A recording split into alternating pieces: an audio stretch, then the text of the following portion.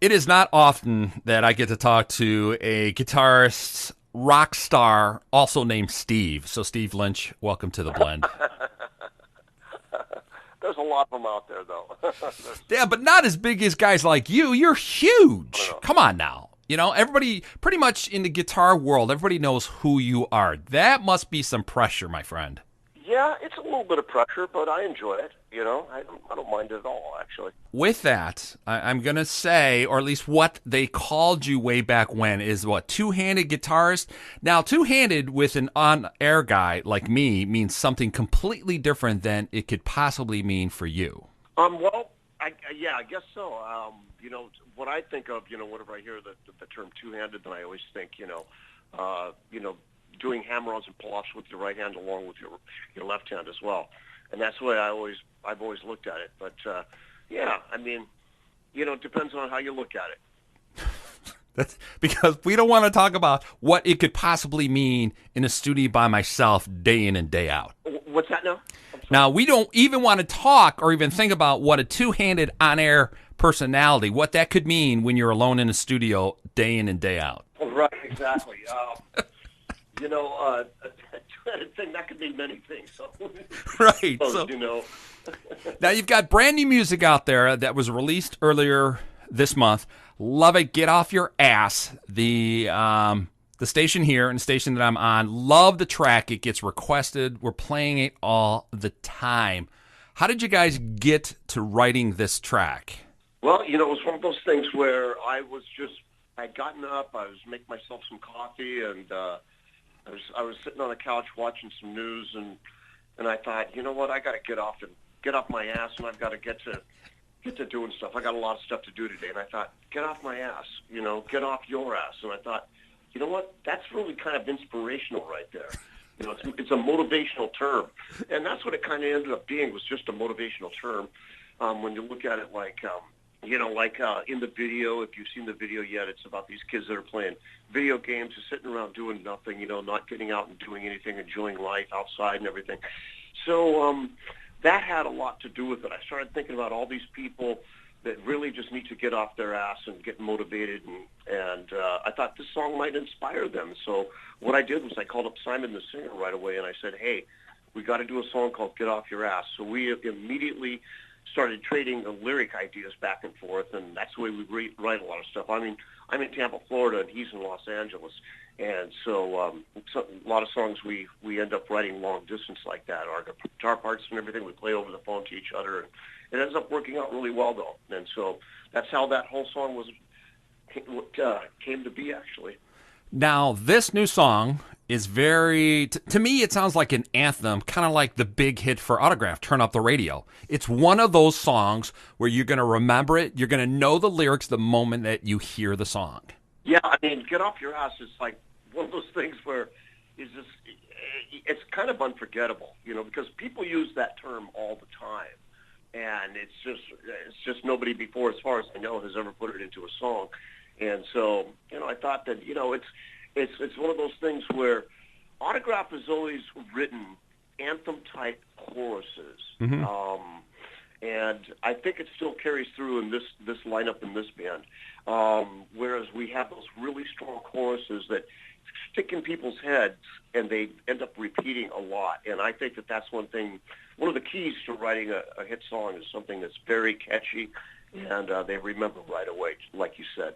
Now, we do not want to suggest that the song Get Off Your Ass is pointed at any millennial that is listening right now. Yes, absolutely, and that's what we wanted to do with the video as well. Is we wanted to portray the song as being, multi-generational. In fact, we even have a song as well called Every Generation, Right. but that song in particular was just, even more so with the younger crowd. Mm-hmm. Like how kids just sit around and they just play video games, and Right. and they're not very enthusiastic about getting out and doing things in life. So we thought this is a good kind of kick in the butt. So I think it covers every generation very well. So how did you end up in the video games? I know your music's in the video games. I hear it all the time with my own kids. Well, with Grand Theft Auto, Vice City was the one that we were in. And that was Turn Up the Radio that made it into that Mm-hmm. one. what we did was we made our material public domain, and that means so that people can use it without our permission. We just get paid for it. Because when you do that, when you make your stuff so that people can use it, they just have to use a code, that's on that particular song, and then you get paid for it. Mm-hmm. But there's no red tape for them to go through. There's no management where they have to go through and they have to bicker about, pricing and everything. We just get, you just get the standard price, which is very good pay, and I would just found out that I got a check from Universal Publications and it was a large check, and so I had to call them up and say, hey, did you guys make a mistake? No, you're in a new video game called Grand Theft Auto Vice City, and I went, oh, okay, great, works for me. So when you get those surprise checks in the mail, you just go, okay, I can roll with that. No problem. I should post a picture of my royalty check of 2 cents, which is just inspiring. That's great. I just sit there going, wow, thanks, guys. I appreciate it. You spent 44 cents mailing this to me. By the way, you could just direct deposit that 2 cents, okay? Yeah, I hope you frame that. You got to frame that. Yeah, I got to post that because it's pretty funny. Now, I was looking at, you guys are on tour, you're taking a break, and then you go back out on tour after the turn of the year. I was seeing that you guys are playing with Slaughter. Love Mark. He was really funny. Vixen, Dee Snider, who's been on the show, Great White, who's been on the show. That is a great lineup, my friend. Oh, yeah, and we've been playing with these bands quite a bit, and we're going to be doing quite a bit in 2018 with them as well. They're just great people. One of the great things about, getting back together and doing this again, 30 years later is just that you get to see these people you haven't seen for decades, and it's like a family reunion. It's like a high school reunion. It's like really cool because you're getting to see these old friends and reminisce about old times and how it was back then and how it is now, 30 years later, still doing it. So it's a really great opportunity. Now with that, you're getting checks right now versus 30 years ago where you were just touring your ass off now. So talk about the music industry changing. So what brought you back after all these years? What brought the band back? Well, Randy and I started talking at the NAMM show in Anaheim, California in 2011. Mm-hmm. If anybody doesn't know what the NAMM show is, that's the National Association of Music Merchants, where all the manufacturers get together and the buyers and everything, and store owners and all that. But it's a huge convention, and we go to it every year. We started talking about, hey, what would it be like to, throw the band back together? And, we tossed around the idea for about a year and a half, and then we started to get serious about it. We asked the singer, the original singer, Steve Plunkett, if he wanted to do it, and he couldn't do it. He's too busy with his TV and movie stuff, but he said he gave us his best wishes and everything, and said, hope you guys do really well. And then, the original keyboard player, unfortunately, Steve Isham, had passed away. Yep. And then Kenny Richards, he was able to do it because of medical problems, and then he passed away this year as well.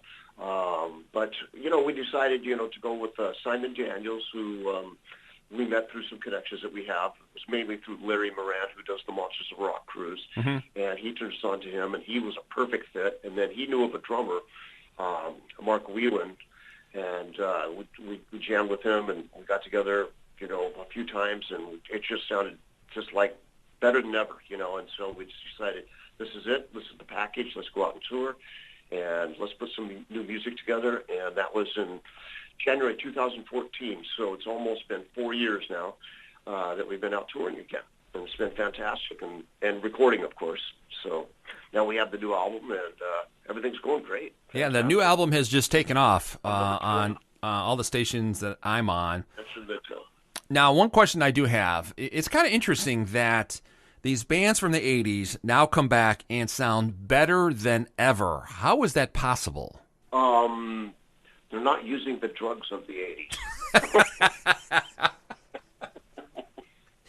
No, I think that back in the 80s, of course, everybody was like at the top of their game playing and everything, right, for the most part. But I think everybody kind of took it for granted. And you get older and you get wiser and you get more polished. And I think that what happens is that you take it a bit more seriously, even though you're still really having a lot of fun with it. Right. You take it a little bit more seriously.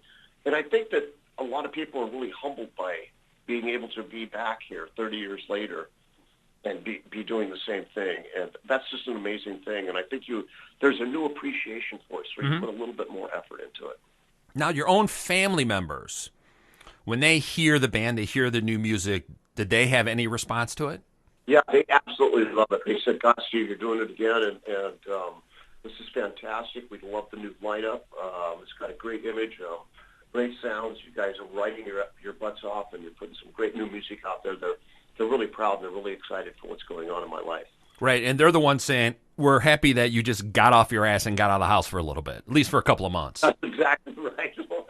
Get off your ass and get out there and tour again. A lot of people have been telling me that for years, actually. So. Right. They're going, enough of the White Sox and cutting the lawn, Steve. You need to get out, at least for a couple of weekends. Now, with social media, that is the really huge difference of music now. You had the videos back then that got you out there. How are you with social media?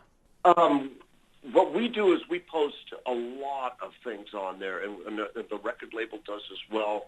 You know, we have our booking agent constantly putting stuff up on our Autograph Band site on Facebook, Instagram, Twitter, YouTube, everything. And social media has just been really, really a good tool to use as far as getting exposure for this new product. Because, you know, back in the old days, it was basically up to the record label to really get behind you and get you into the magazines like Hit Parader and Circus and all that. And to get you on MTV, because that's all there was back then. And of course, radio stations throughout the U.S. and Canada and all across the world. But now you've got social media to meet people anywhere in the world, and it's instantaneous. So it actually works out to the benefit of everybody. And also, like being a new band, any of the new bands out there, they can use social media to promote themselves as well, where they didn't have that, you know, that luxury of having instant, promotional use back in the day. You know, you had to go through the record company for all that, like I mentioned. Now, with Autograph, looking way back, do you think Autograph could have survived in today's music industry? Because you just said it yourself, it's very different than it was when you guys came up, a band out of Pasadena, and I think the only band I knew out of Pasadena was, the Monkees, and they weren't even a real band. I think we would, because of the fact that, we've always had those catchy, hooks in our songs, like the choruses and everything. Yep. And I think that we would have caught on, and I think that it would have worked to our benefit having social media today. And so, I think that we would have succeeded. Absolutely. Now, with your band and who you guys played with and who you came up with, the other bands that are out there and even that you toured with, even the Crew, Ozzy Osbourne, Guns N' Roses, where does Autograph stand with your peers? We were actually very well respected from a lot of the bands out there, and that has become more apparent now that I've been back out there again, because of the fact that, that everybody says, all these other bands we play with, they tell us, we always loved your original band and everything, and we loved you guys and loved the new band, the new lineup. You guys are kicking butt and sounded better than ever. But they really liked our songs before. They always said, that beginning, it turned up the radio, that groove just got you right away. We loved, Blondes and Black Cars. My Girlfriend's Boyfriend Isn't Me. She Never Looked That Good for Me. Yep.